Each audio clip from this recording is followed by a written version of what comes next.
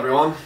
So this is going to be the first episode. I'm not sure what I'm going to call this, but what we're going to use this for, what I'm going to use this platform, this medium, these videos for, is to specifically explain, describe, talk about, kind of showcase different coffees from around the world.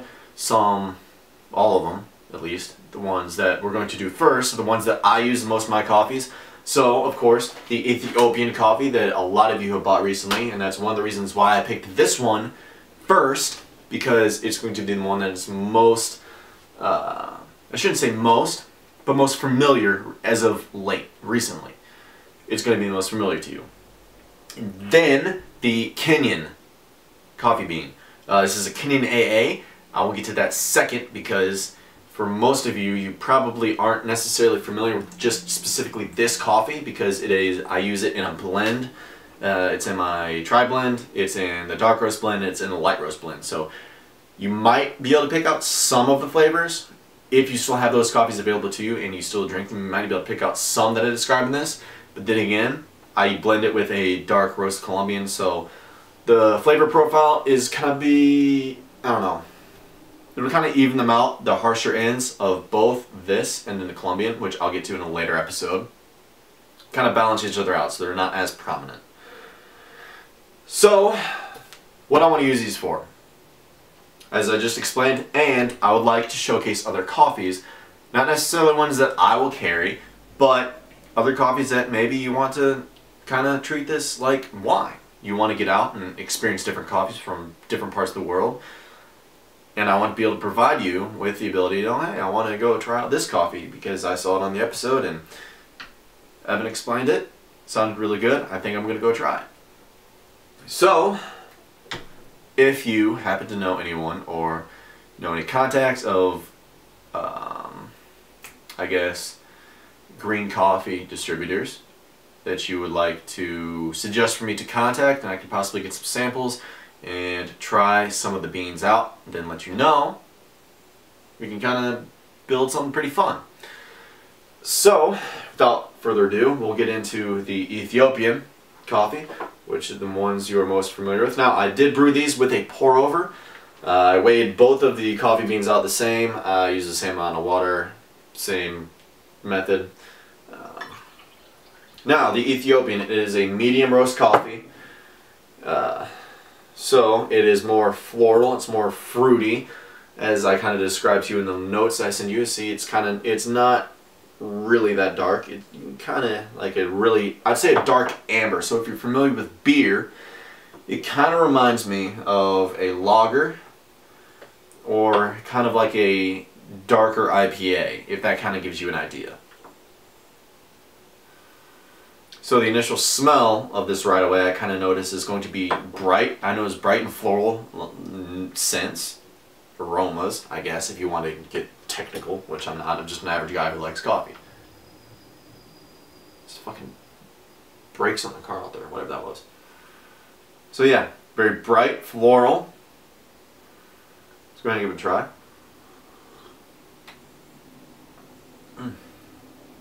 So right away, one of the first things I noticed is the lemon.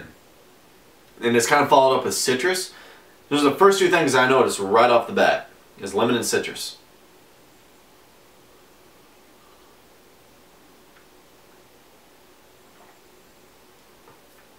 I definitely noticed the subtle hints of caramel in there. The chocolate necessarily isn't as prominent until the finish. Until you've kind of swallowed the coffee and it's going to kind of, the aftertaste has been in there for a little bit. You kind of get this hint of chocolate.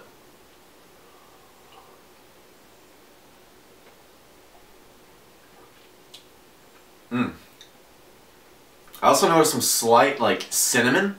If you had cinnamon bread, take a little bit of that, or maybe just some cinnamon in general and mix it with some lemon zest. You're gonna get that. I just picked up on that a little bit. It's weird. I never noticed that before. But let's give it another try.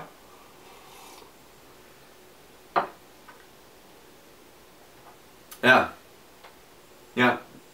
Cinnamon bread. There's a very subtle hint of cinnamon bread in that. That's really good. There's definitely a lot of berry flavor. So like, I don't know, take like a circus of berries and then like mix them in this, paired with some like lemon citrusy kind of flavors or tones, however you want to see it. You kind of get the fruity floral aspects of this coffee, then paired in with the caramel and the cinnamon bread. Really nice, good. It's really good coffee. I really enjoy this. As I've mentioned to a lot of you, this is by far one of my favorite coffees that I've had.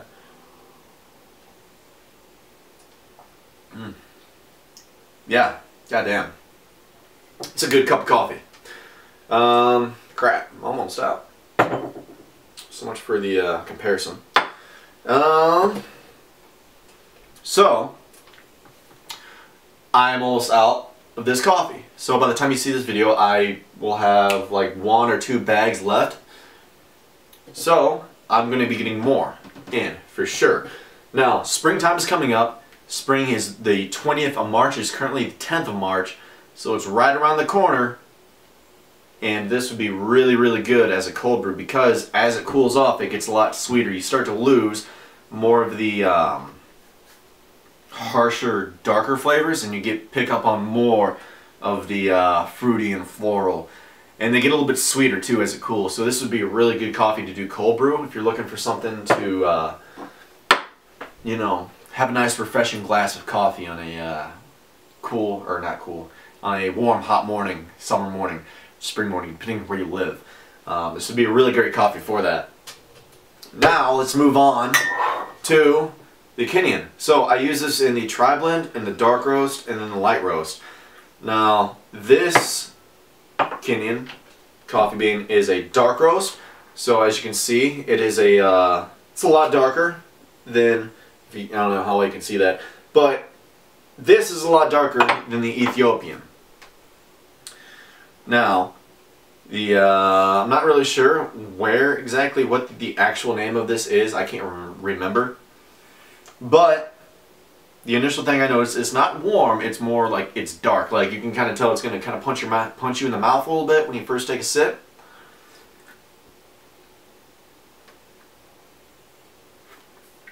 Yeah.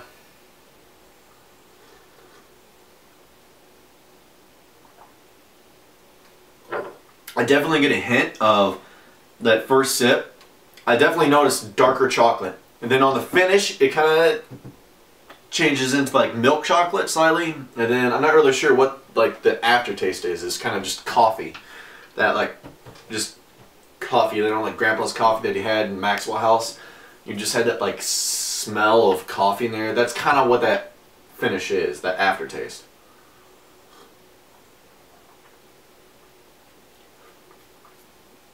Mm-hmm.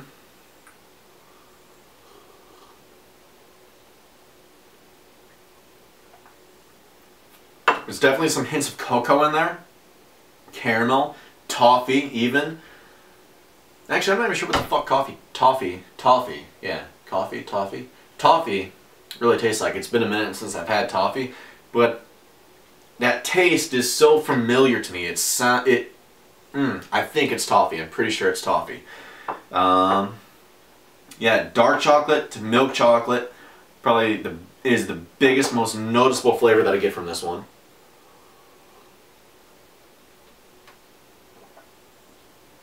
It's smooth. It's not very acidic.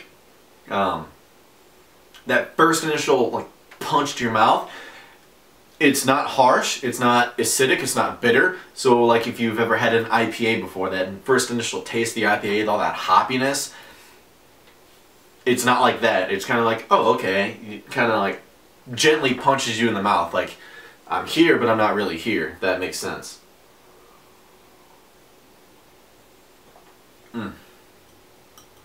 Yeah. There's kind of gritty earthiness to it. But it's good. So, I'm trying to think of a whiskey comparison for this, but I can't. I'm also trying to think of another beer comparison because I like beer, and that's probably the easiest for me to compare the, you know, aspects of coffee to. I wouldn't compare it to an IPA flavor-wise because IPAs range in such variants. I would compare this more to a light stout. more than anything. Maybe a porter even. Something that's probably been, I guess, brewed or fermented? Brewed? Yeah, brewed in a whiskey barrel. I would kind of describe it as that, more so than anything. You get the chocolatey, nutty tones, the dark, rich chocolate, and then you kind of get an earthy grittiness to it.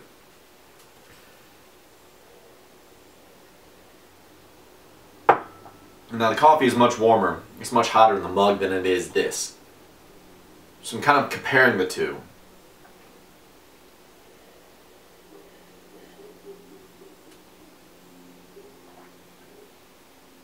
And I definitely notice that there is a much more prominent grittiness when it's warmer. Now as it cools, which this is a lot cooler, we'll skip around some. It's a lot smoother. That earthiness, gritty earthiness really isn't predominant there, but it is very smooth.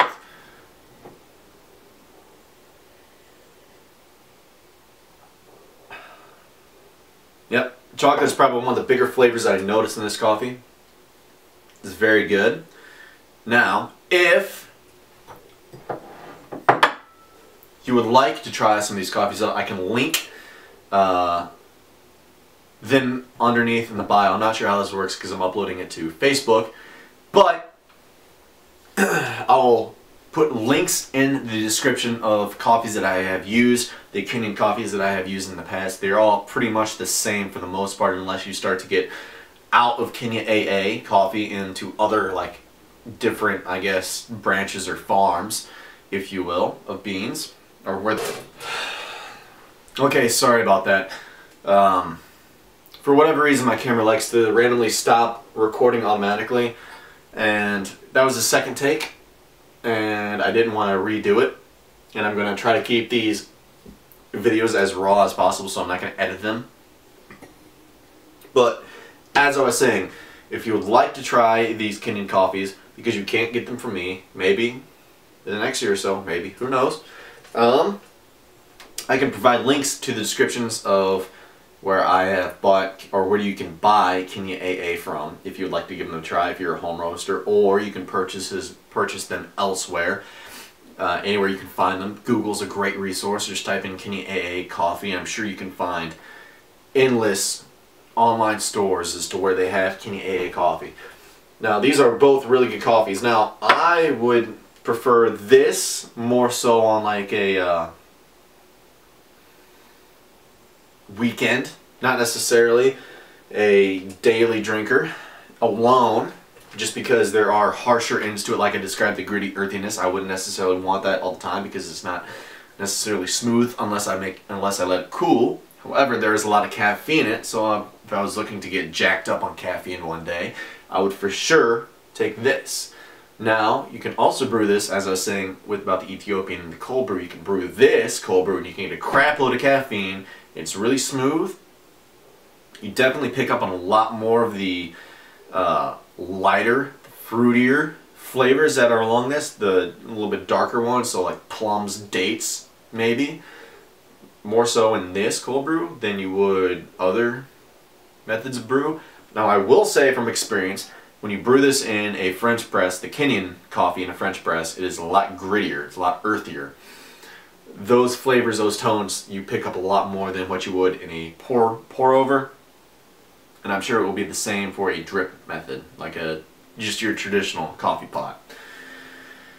So, if you're looking to buy either of these coffees, we still have a little bit of these in stock. If you would like to buy from me, I would really appreciate it if you did. It'd be great, it's awesome, and thank you. However, if you find it cheaper elsewhere and you aren't really sure about Ethiopian coffee, you've never had it, you want to try it, then, I don't know, Google. Go find it elsewhere. I can put links in the description to places where you can possibly buy that if you would like to buy it. As the same for the Kenyan coffee. Both are really great. I would rather drink this, the Ethiopian, on a daily basis if I could. It's a lot smoother, there's a lot more flavor, it's a lot easier to drink. Casually drink, I suppose, unless you're trying to get jacked up on caffeine, then definitely go for something more like the Kenyan. But then again, it's all personal preference, it's what you like. I would pick this over the Kenyon every time if I had a choice, depending on the day, depending on my mood, what I was in for. Anyway, that's the end of the first episode, so thank you if you watched. Please like and share this with your friends, your family, your coworkers, your brother, your sister, your mother, your father, your grandparents, your high school math teacher. I don't know. Share this with anyone. Anybody who likes coffee, share it with them.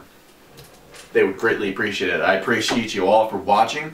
I appreciate everyone who has been a part of this little community that has grown and developed over the past year, year and a half. I appreciate everyone who has purchased from me. Thank you all very much for allowing me to continue to grow this business. And I hope that the next year we will have more coffees to review. We will get a lot of coffees in.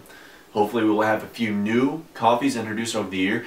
Also, as I mentioned earlier, spring is coming up the 20th of March, which means we are going to be bringing back the Kona coffee. So I know there are a few of you out there, John, who have yet to try it and have wanted to try it.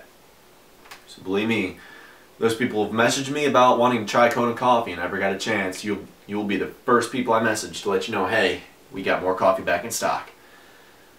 That being said, hope you all have a wonderful day. Thank you again for watching. Appreciate you. See you on the next episode.